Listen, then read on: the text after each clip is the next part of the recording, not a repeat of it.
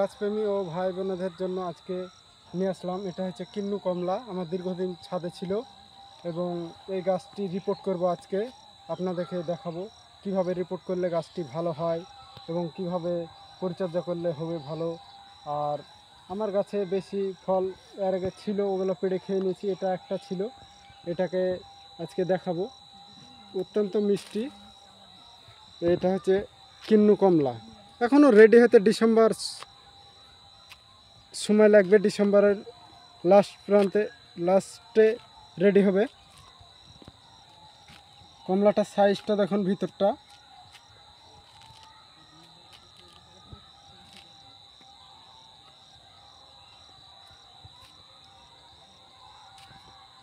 এবং রসটাও দেখাবো যে কত পরিমাণের রস হয়।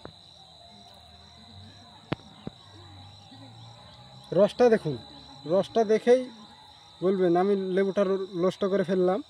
খাওয়ার জিনিস নষ্ট করতে নেই।